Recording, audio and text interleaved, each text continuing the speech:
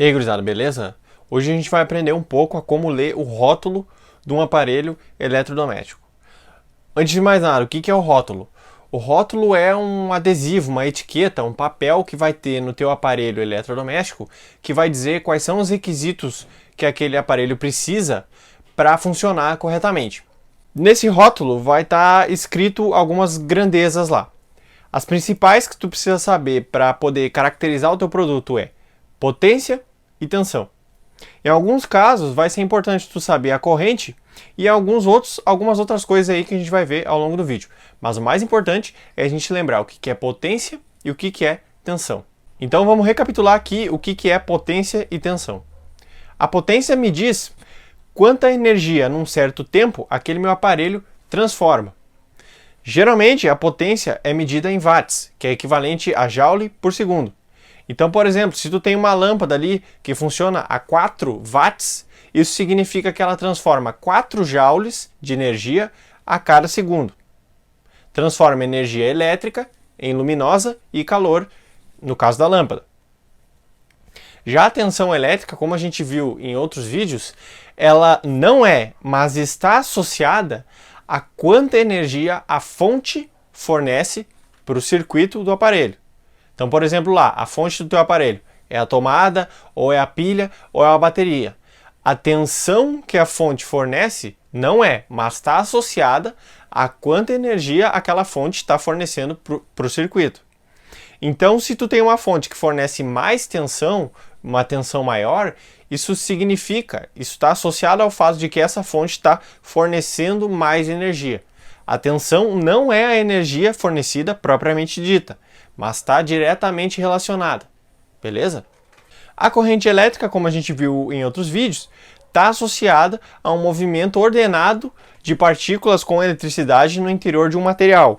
E aqui é importante a gente fazer uma distinção, que existem dois tipos de corrente. Existe a corrente alternada e a corrente contínua.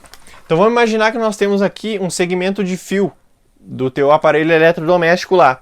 E aí tu tem as tuas partículas com eletricidade, que geralmente são os elétrons, que vão constituir essa corrente elétrica.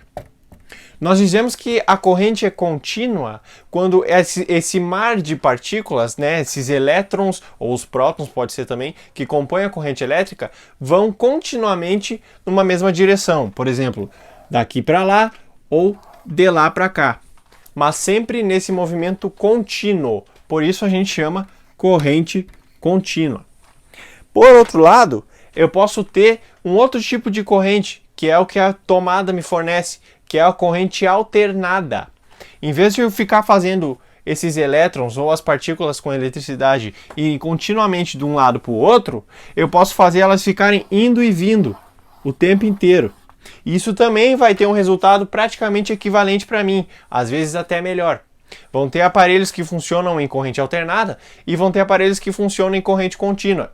Alguns até fazem a conversão da contínua para alternada ou da alternada para contínua. Muitos aparelhos, principalmente os que fazem o papel de esquentar coisas, fazem essa conversão da corrente alternada, que vem da tomada, para a corrente contínua, por meio de algum aparelho aí no meio do caminho.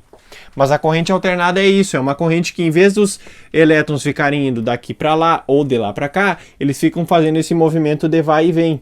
E aqui aparece uma outra quantidade que geralmente é fornecida nos rótulos, que é a frequência. A frequência, que é medida em Hertz, vai me dizer quantas vezes, num intervalo de tempo, esse movimento de vai e vem acontece. Geralmente, a corrente fornecida pela tomada funciona numa frequência de 50 a 60 Hz, ou seja, as partículas elétricas, geralmente os elétrons, fazem esse movimento de vai e vem da corrente alternada cerca de 50 a 60 vezes por segundo. Agora vamos lá dar uma olhada nos rótulos de alguns aparelhos que eu separei para vocês. Aqui então, gurizada, peguei uma lâmpada aqui qualquer de casa e tu pode ver que o rótulo dela tá digitado mesmo na carcaça dela, tá? Então, se a gente olhar de perto aqui, nós vamos ter alguns valores de tensão, né, que é o associado ao símbolo V, que é a unidade de medida volts. Aqui nós temos a marcação da potência medida em watts, né, com o W. Aqui nós temos a frequência, né, que está associada à corrente alternada, né? Então, como eu falei, ela funciona numa corrente alternada de 50 a 60 Hz. E no caso das lâmpadas, nós temos uma outra informação relevante, que é esse LM, que é a unidade lumen. O lumen me diz qual é a intensidade da luz que vai sair da lâmpada, tá? Então, quanto maior o lumen, maior é a intensidade da luz.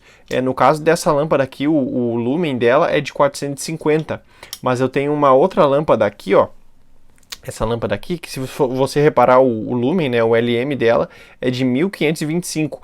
Então essa lâmpada aqui, a princípio, ela vai brilhar muito mais do que essa outra aqui. Por outro lado, se vocês analisarem, essa lâmpada aqui, ela é bivolt, né, porque ela funciona em dois tipos de tensão. Ela funciona de 100 a 240 volts. Isso significa que em qualquer uma dessas duas tensões, ela vai emitir os mesmos 4,5 watts de potência. Tá? Isso não é necessariamente o caso para todas as lâmpadas. Nessa outra aqui, se vocês repararem, ela funciona só na faixa de 220 a 240 volts. Isso quer dizer que se eu botar essa lâmpada aqui numa tensão de 110 volts, por exemplo, ela não vai funcionar tão bem quanto ela poderia. Né? Ela não vai emitir os 25 watts de potência que ela poderia, porque ela só funciona bem nessa faixa de 220 volts. Já essa outra aqui funciona bem nos dois casos. Repare que no caso dessa lâmpada aqui não está sendo fornecida a informação da corrente, né? Nós não temos nenhuma informação da corrente, medir em amperes que passa, mas nessa outra lâmpada aqui nós temos a informação, né? A corrente que passa por ela, né? A corrente I aqui é de 187 miliamperes, ou seja, 187 dividido por 1000 amperes. Então, pessoal, no caso das lâmpadas, nem sempre ter uma alta potência significa uma coisa boa, porque uma alta potência pode significar mais que aquele aparelho está gastando, está consumindo muito mais energia do que qualquer outra coisa. Então, no caso das lâmpadas, uma maneira de tu comparar a eficiência delas é tirar a razão entre o lumen e o watt. Na medida em que a razão entre o lumen e o watt é maior, isso significa que para uma unidade de watt, tu está tendo uma quantidade maior de lumens. Então, no caso dessa lâmpada aqui, se tu fazer a conta, tu vai ter 450 lumens sobre 4,5 watts. Isso vai dar aproximadamente 100. Então, para cada unidade de watts, tu tem 100 unidades de lumen. Aí nós temos o rótulo de um forno elétrico.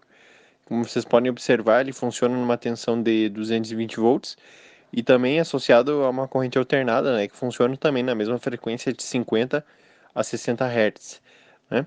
Por outro lado, sua potência é de 1750 watts, ou seja, ele transforma energia elétrica em energia térmica, né, no caso do forno elétrico em calor, 1750 joules por segundo.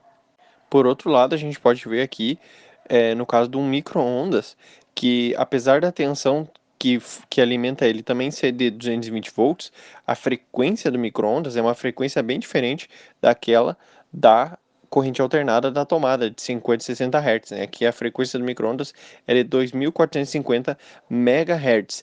Essa frequência não tem a ver com a corrente que alimenta o circuito do micro-ondas. Essa corrente tem a ver com uma outra coisa que é o que faz o micro-ondas funcionar em questão de alimentar, de cozinhar alimentos e etc. Por outro lado, a gente pode observar que existem dois tipos de potência aqui no micro-ondas, né? A potência de consumo, né? A potência que o circuito consome para realizar suas tarefas, que é de 1500 watts, e tem a potência de saída do magnetron, que é o ímã, digamos assim, que faz o trabalho pesado do micro-ondas, né? E que é uma potência menor, uma potência de 1000 watts. Então é importante a gente notar a diferença entre essas potências, né, pessoal? A potência de consumo está associada a quanta energia por segundo eu preciso fornecer ao micro-ondas para ele poder funcionar. Em contrapartida, a potência de saída do magnetron está associada a quanta potência o micro-ondas vai fornecer para aquele alimento que ele quer esquentar, por exemplo.